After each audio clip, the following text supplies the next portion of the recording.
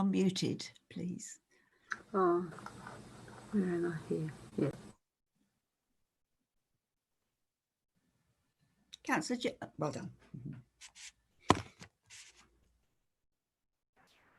Yeah, right.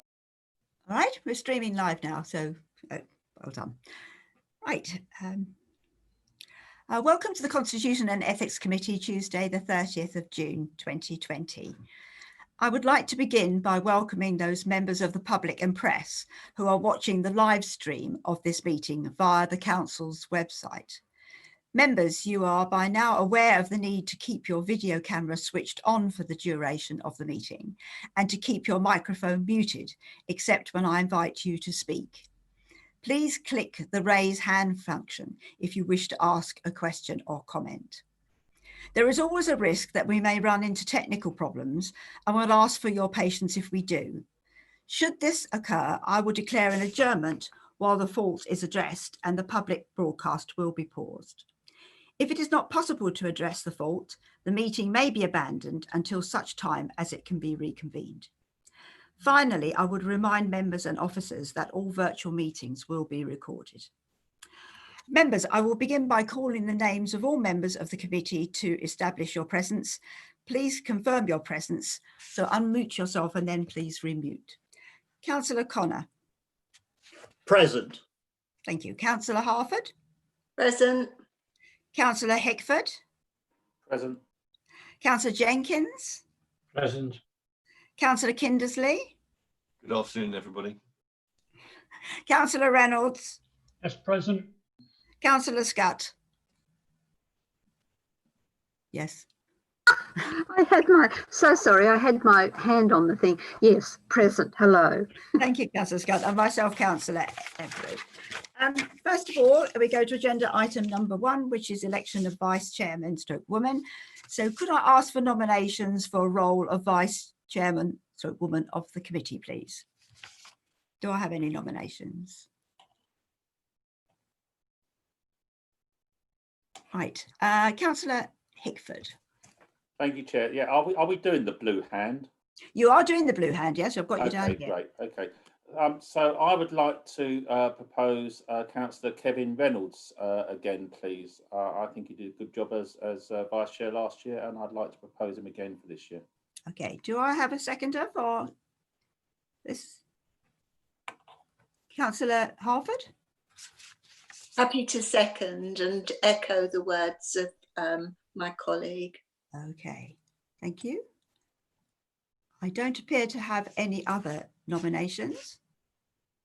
So I can see no objections. I'm delighted to welcome you back as Vice Chair. Thank you very much indeed. We look forward to working together. Number 2, agenda item number 2, apologies for absence and declarations of interest. Would the Democratic Services Officer report any apologies for absence? Thanks, Chair. There have been no apologies. Everyone's present. Thank you. Does any member wish to declare any disclosable pecuniary interest or non-statutory disclosable interest? No blue hands. Okay, then we can move on to agenda item 3, the minutes of the meeting on the 22nd of April 2020. We are asked to approve the meetings of the minutes on 22nd of April 2020 as a correct record. Can I ask if any member who does not agree with this proposal to click the raised hand function on the right of your screen now, please? I see no objections to the proposal to approve the minutes as correct record, so we will take that as carried.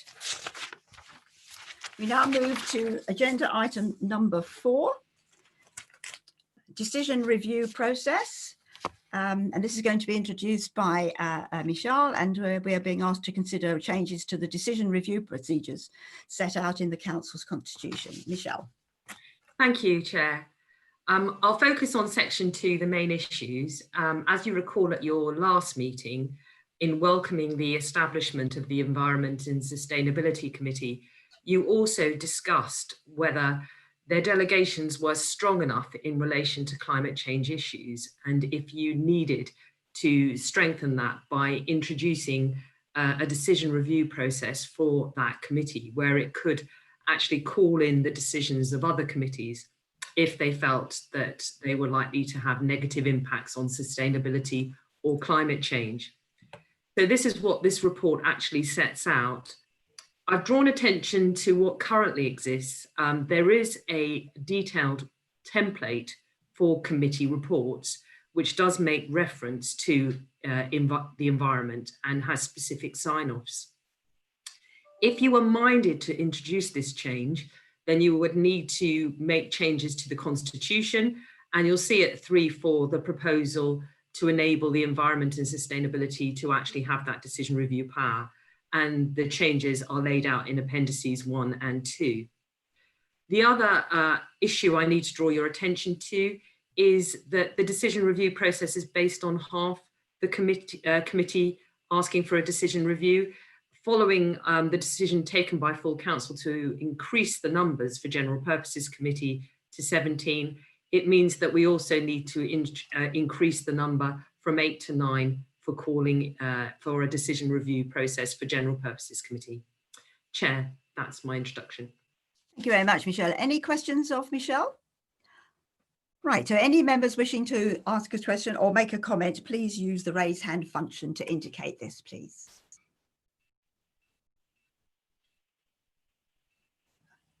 I have Councillor Scutt. Thank you. I would like to say that it does seem to me that this is a very valuable proposal. I should disclose, I expect, that I'm a member of the Environment and Sustainability Committee, but it wouldn't make any difference if I weren't, because I would still say similarly that it does seem to me that it must be at the core, in a sense, of all the work that we do. And if I can give a very recent area of decision on the proposed changes relating to the closure of certain roads in consequence of COVID-19 and the impact that that has, it does surprise me that it didn't come to the Environment and Sustainability Committee, because in the end it goes to the core of that issue along with public health. And I know that there, being on the Environment Committee, I know there are other members of that committee who didn't raise precisely this point, but did effectively raise it. So I just indicate that, in my opinion, it's a sensible approach to take. Thank you. And thank you, Councillor Scutt. Any more wishing to speak on this?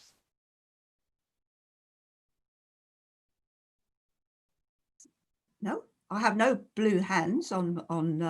Oh yes, I do. Sorry, Councillor Jenkins. Yeah, with the risk of nobody saying anything much more about it, I would just like to say, yes, I think Jocelyn is right. It's a good proposal and I would support it, of course. Thank you very much.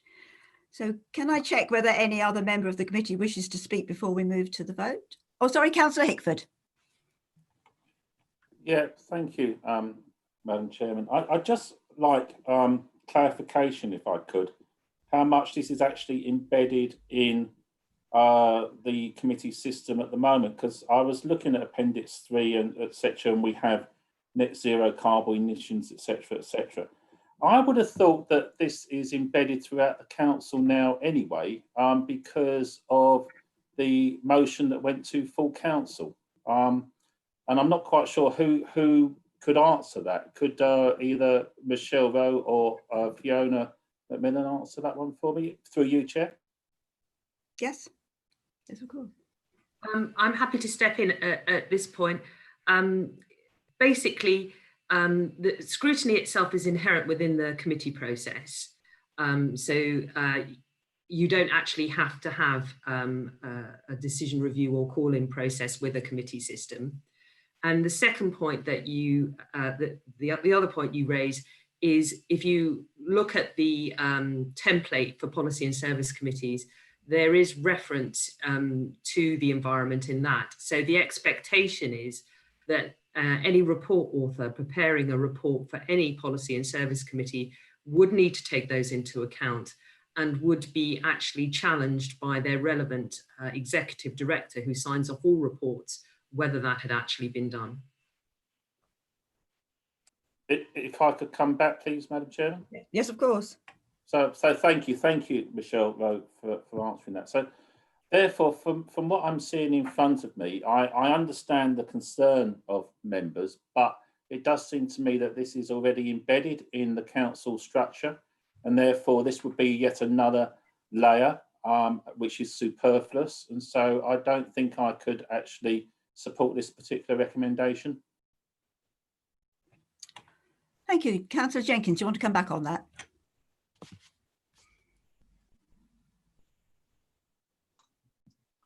Yes, if I may, and thank you. Scrutiny is embedded in our committee structure, but essentially that is self-scrutiny. The objective here is to enable one committee with a very specific mandate to take a much broader umbrella view of the impact of a committee's decision-making in its widest context. So whereas we don't want to add unnecessary layers of government and council work, we do nonetheless have to recognise that within a particular committee, it has a particular narrowly defined focus, and the purpose here is to widen that focus and ensure the broadest possible implications are seen. Thank you, Councillor Jenkins. Councillor Kindersley. Thank you, Chairman. I think that the reason I'm supportive of this is because this is much greater than, in a funny kind of way, anything else the County Council does. And we need to send a message to our residents that the County Council is actually taking the climate change emergency seriously. And I think by giving an opportunity for a sustainability call-in, as it were, it indicates the importance that the County Council attaches to this particular issue. And to that end, I would be sorry that the leadership of the Council hasn't taken the opportunity to highlight and underline that leadership. After all, it was the leader of the council, as we are so often reminded, that proposed the proposed the environment motion in May 2019. And it would seem to me that if the leadership is serious about the importance of this, this is another way of showing it. Thank you, Councillor Kindersley. Councillor Harford. Thank you, Chairman. I listened really interestedly to what Councillor Kindersley has just said, and I believe that for us to show our residents that we are totally committed to making changes to address climate change, we do that through the behaviour of each and every one of us who participate in each and every committee. And I really don't believe that any of us should abdicate our responsibility for doing that, knowing that there's somebody sitting in the background that's going to go, you got that wrong, so we're going to put it right for you. It's absolutely inherent with the responsibility of every single member of every single committee to follow through on the commitment that has been made by this council to addressing climate change. Thank you, Councillor Harford. Councillor Scott. Thank you, Chair. I haven't understood what's being proposed in the way that Councillor Harford has said at all. It isn't a case, in my reading of it, of anybody sitting there saying we know better than you and you've done the wrong thing. It's really taking the whole council. I would agree that everybody should be on the qui-vive in relation to the environment. However, each committee has its specific and important role to play in its particular area of policy. The policy that the Environment and Sustainability Committee is expected to undertake, it does specifically relate to environment and sustainability. And therefore I would see it as more as a constructive approach that the Environment Committee could take, and also helpful's not the right word, but a word in those terms rather than a critique term, because the officers, of course, provide reports on environment to every committee on issues that come before every committee. But for the council to have a committee that is devoted explicitly to environment and sustainability is an indication from the council as a whole that it believes that there should be a committee that takes on the role that the committee does.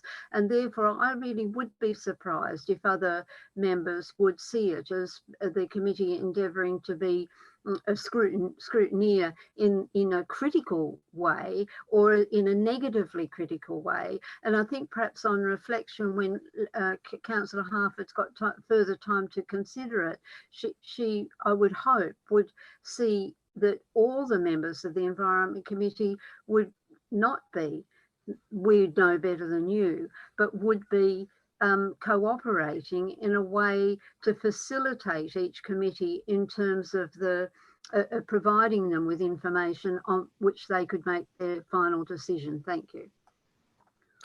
Thank you, Councillor Scott. Councillor Hickford. Thank you, Madam Chairman, for letting me come back. I'd just like to address Councillor Kindersley, who seemed to be attacking the leadership of the council on this particular issue. First of all, it does appear that, well, we know that scrutiny is part of the committee system, and we've just had acknowledgement that it's in every report that we are addressing the climate change issue. But I'd just like to say that the leadership of this council actually formed a committee called the Environment and Sustainability Committee. And how you sit there and say that the leadership of this council isn't taking this seriously, I've failed to understand and recognise. Thank you. Councillor Harford, you're coming back on this. Thank you, Chairman. I'm really sorry that my comments have been interpreted in the way that they have. It wasn't a question of me wanting to infer that the committee would feel itself better than but through calling in a decision. It wasn't that at all. It was more about imbuing the whole of the council with the sense of commitment to climate change that every single one of us needs to have. And I believe that we need to see that coming forward in all committees, not just one committee overseeing that everybody is doing that. I think that the Environment and Sustainability Committee has some very meaty things that it needs to crack on with, but one of them is not overseeing every single decision that has been made by other committees. Other committees need to have their own commitments to sustainability, and I'll be very disappointed if I don't see that reflected over the next year or so. Thank you, Councillor Harford. Councillor Kindersley, coming back on that. Thank you, Chairman, for allowing me to come back. Well, as Councillor Harford said, I'm really sorry that my comments have been misinterpreted. I was not being critical of the leadership of the council. What I was suggesting was that the leadership of the council should take this opportunity to demonstrate on an outward-facing basis to the people of Cambridgeshire their commitment to sustainability. That is what I was suggesting was a useful way forward. But I can see where we are going on this. I would add to Councillor Harford that I completely agree. Every decision made by every member and indeed every officer needs to be, green to its very core, to use a shorthand. But I'd just like you to consider a decision that how I would envisage this actually working, and it is this. You'll see that at Appendix 1, the suggestion is that decisions, and here I'm quoting, likely to cause negative impacts on sustainability and or climate change may be reviewed by the Environment and Sustainability Committee. Now, if you take something as simple as the Ely Southern Bypass, on the face of it, building roads is not actually a terribly positive way forward in terms of sustainability and climate change. But it gives the committee the opportunity to examine the business case for the Ely Southern Bypass and therefore demonstrate that actually by building it, we in fact contributed very positively to the sustainability of the wider economic area, to the sustainability of people's lives, and that in fact, in terms of climate change, it was doing positive rather than negative. So that's just a sort of simple off the top of the head example of how I would see a sustainability decision review working. It gives us an opportunity to lead, and I think we should take that opportunity and to placate Councillor Hickford, lead more, if you like. Thank you. Councillor Hickford, come back on that, I think then. Thank you, Madam Chairman. I think I've said all I've said we need to say on the Environment and Sustainability Committee review process, etc. What I did want to say was that I fully support going to 9 for the GCP review rather than 8 at the moment. Thank you. Okay. Can I check whether any other members of the committee wishes to speak before we move to the vote? Well, in view of what I've heard of the discussion so far, we'll move to the vote, but we have 2 recommendations, and I propose... Madam Chairman, David Jenkins. Sorry, beg your pardon. Yeah, I just thought that since Roger was going to talk about increasing the number required for the call-in, I would add my 2 penneth just for what it's worth. Let us not dance around on the head of a pin. It really means that where you have a controlling party, decisions can never be called in. And a strong and brave ruling party would say, yes, I like scrutiny, so I'd be happy to stay with decisions being called in on the basis of a substantial minority. So I don't see why our ruling party has to run scared of a minority calling a decision in. So I'd have left it at 8 instead of increasing it to 9. Any more speakers on 4B?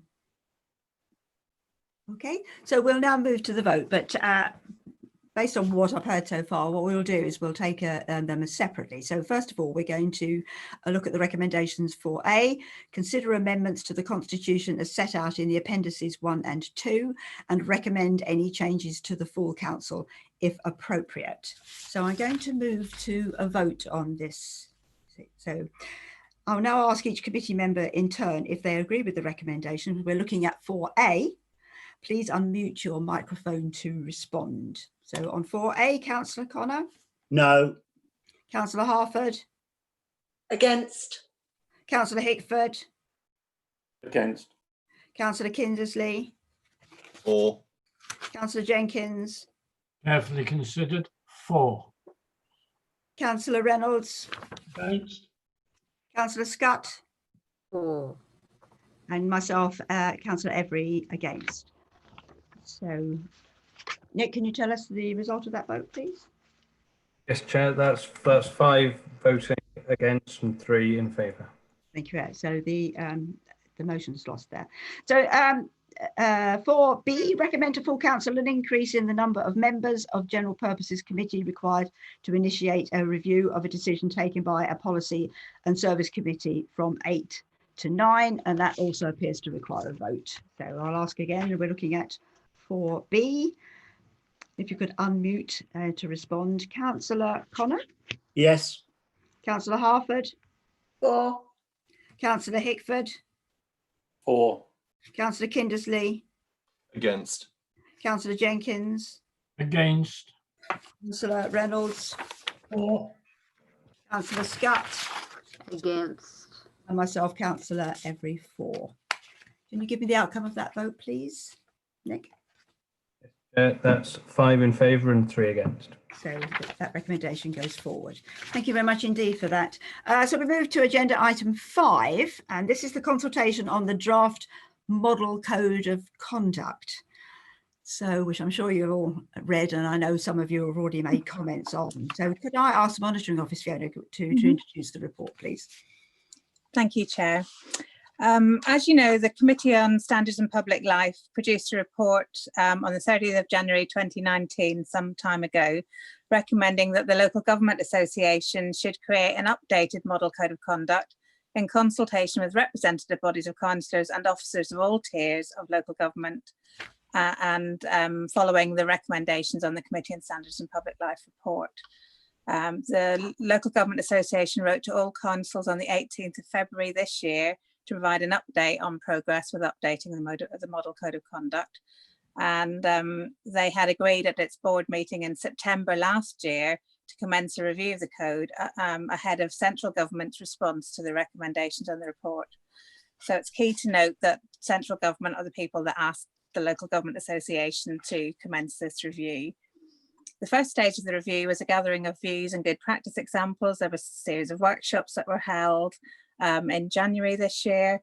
And at those workshops, there were mutual concerns expressed by both members and officers who attended about the current code's inconsistencies in application, lack of guidance, and not sufficient sanctions.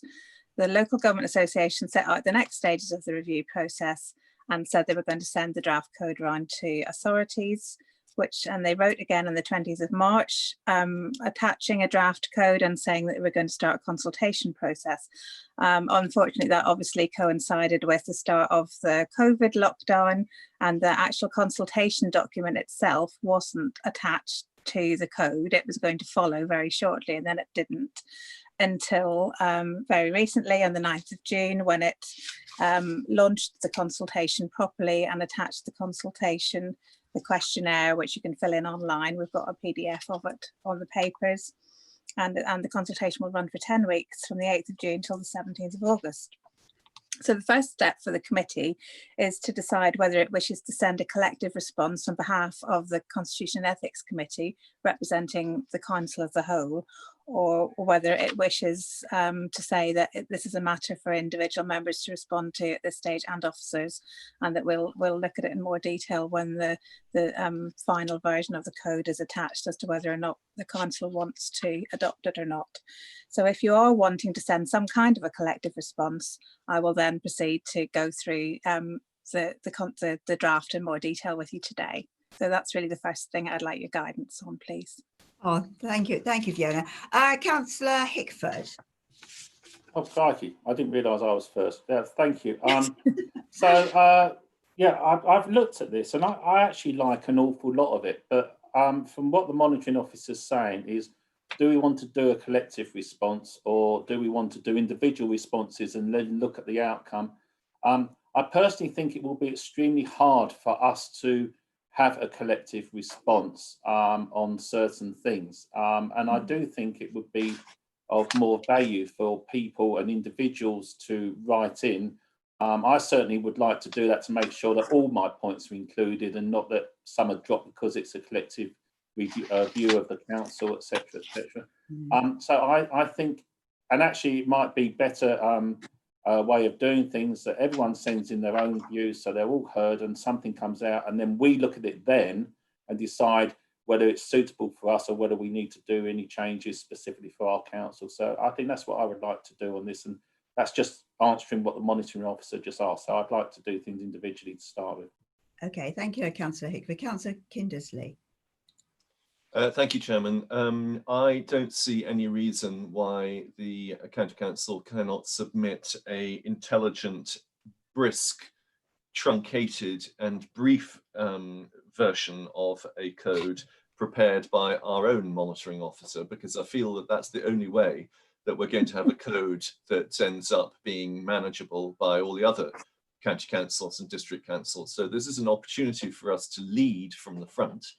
I don't personally have any problem with as many or as few councillors as possible sending in their own individual responses, but I do think that it would be an omission of leadership not to have the county council submit something to the LGA. I have every confidence in our monitoring officer that she knows full well what we like here in Cambridgeshire. If it can be on 2 sides of A4, then so much the better, because I don't want to have to wade through another 90 quadrillion pages of stuff that came from the LGA. And you will note that the Lib Dem group response makes a number of critical points about the initial proposals. So let's ask Fiona to get something together, and a light touch was something else you might want to add to that. and get it to the LGA with a minimum of fuss and bother. Okay. Chair, it might help before we go on to any other comments if I just point out that actually what we have in front of us in this draft code is remarkably similar to what we have in the Cambridgeshire Code of Conduct already. I don't know how many people have spent time going through and comparing which sections are in which, but I've done that, and actually apart from a couple of points which I can highlight in a minute, it's actually very similar to our code. And our code is did retain extra bits to the draft code when it was issued way back in 2012. And those extra bits are what are being added back in now in this draft code. So, for instance, the word civility, which they're saying you should treat other councillors and members of the public with civility, we've got treat with respect, so it's a different word. I don't know what the connotations are of using the word civility instead of respect. And then on the bullying clause, they've added in the word harassing. So that's an additional thing. But Councillor Count in his responses to the original draft code that was sent round made a very valid point on that. Which was that this draft code only includes the Equality Act definition of harassment, and that there's a definition of harassment which falls outside of the Equality Act definition. So I think that would be a good point that you could make. The Equality Act talks about the things they've stated are unlawful discrimination under the Equality Act because it's connected to one of those things: age, disability, gender reassignment, etc. But actually there's other forms of harassment that aren't necessarily related to that, so that would be an important addition to put in. So there's a definition from the Citizens Advice Bureau. It says harassment is unwanted behaviour which you find offensive or which makes you feel intimidated or humiliated. It can happen on its own or alongside other forms of discrimination. And then it sets out a couple of examples of that. And I think that would be a useful thing if they're going to have the word harassment in there, to make sure that it covers all those types. And in terms of the comments that Councillor Kindersley has referred to, that the Liberal Democrat group put in the response, I think one of the questions in the consultation was whether you wish the code to be taken out from all the guidance that they've put underneath it and have that as a separate document, so it would be much more streamlined and clear. So that's clearly something that you can respond back on if the answer to that is yes. And then the other, let me just go back to the paperwork for the other section, was about the gifts and hospitality, and they've put it in as £25, and we did have it at £25 for many years, and only last year council agreed unanimously to raise it to £100, and that was because we felt that amount covered chairman of council civic hospitality, so for a meal or whatever, it was unlikely to, £25 wasn't unlikely to deal with it.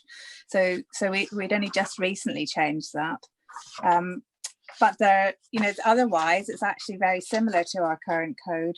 The other thing is that we don't have, that they're suggesting putting back in, and it was in the old code, and I know Councillor Kindersley and some other members will remember it from before 2012, is the clause about bringing my role or council into disrepute. Now that was in the old code, pre-Localism Act, and they want to put it back in again in this, so that's another key change. But otherwise, to be honest, it's not really any different from the code that we've got now. Thank you, Fiona. Councillor Scott. Thank you, Chair. I suppose that one could put respect and civility and have both words. But what I wanted to say was I tend to favour that our monitoring officer put in draft a response and that it goes in as a collective response.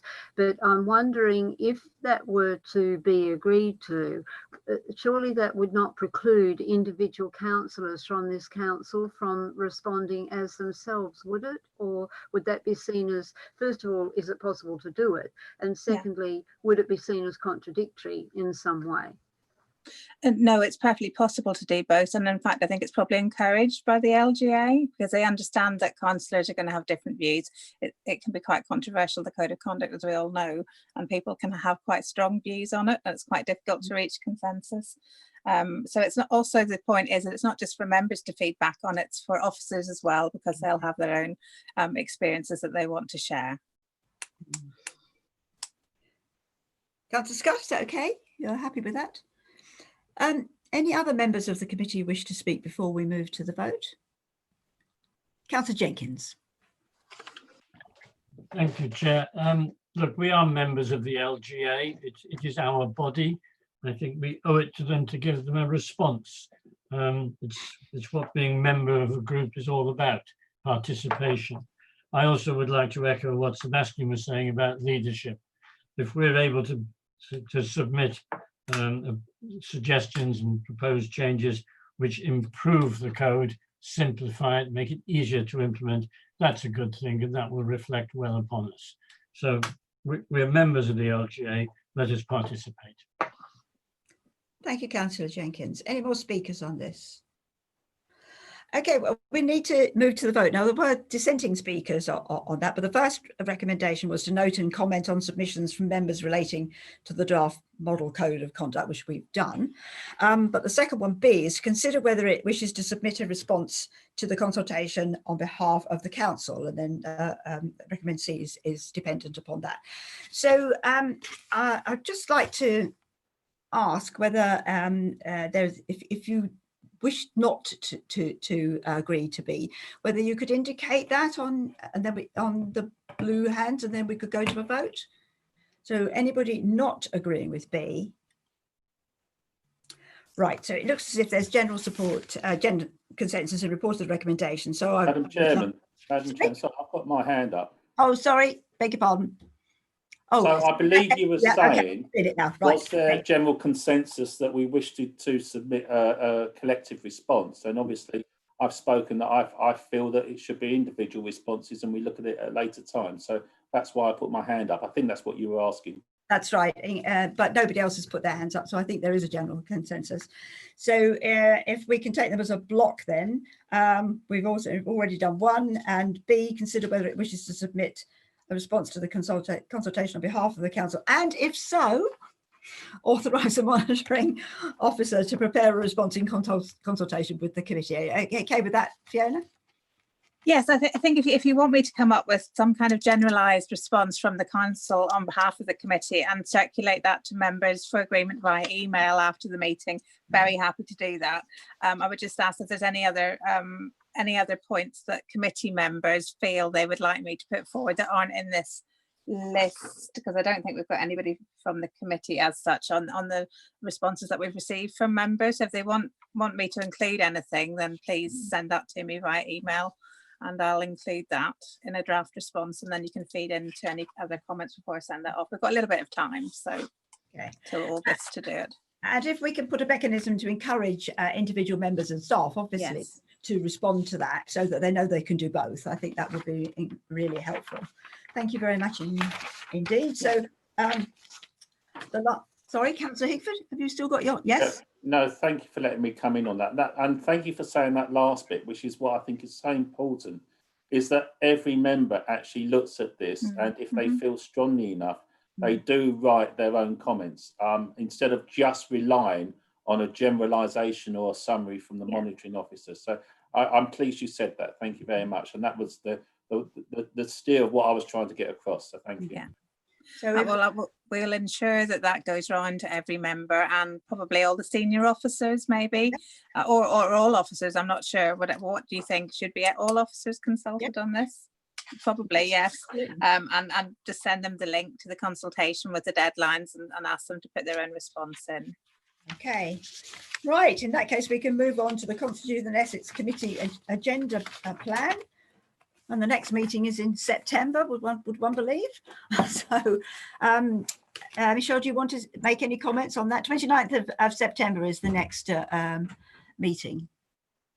It's just I don't think so at this stage, Chair. Okay. Thank you very much indeed. So in that case, thank you all for coming, and And for those who've watched remotely, I'll now close the meeting. Thank you very much. Chair, sorry, I think Councillor Kindersley is just... Oh, sorry. I did have my little blue hand up, Chairman. You have indeed. I just thought I was on a roll there. That was all. No, sorry. No. Can I just ask a couple of questions about the agenda plan? Firstly, on our agenda for today and for next month, there is a review of complaints received, and I'm assuming because it didn't feature in the today's agenda, there have been no complaints. That's right, yes. Second, on our next meeting, review of social media guidance, and I recall that this was a rather fraught subject when we've discussed it before. So I just wonder if perhaps the monitoring officer could give us some guidance about what to expect. What to expect is for that report to be withdrawn, probably in anticipation of the LGA, including that in its draft model code review. Okay. A very short meeting then. Yes. So I'm still looking at the blue hand, so I'm assuming that nobody else wishes to speak. But I'd like to close the meeting, and thank you very much for your attention and attending, and thank you to the public who have been listening as well. Thank you. Lovely. Thank you very much, Chairman. Have a good summer. Thank you very much, Chairman. Thank you.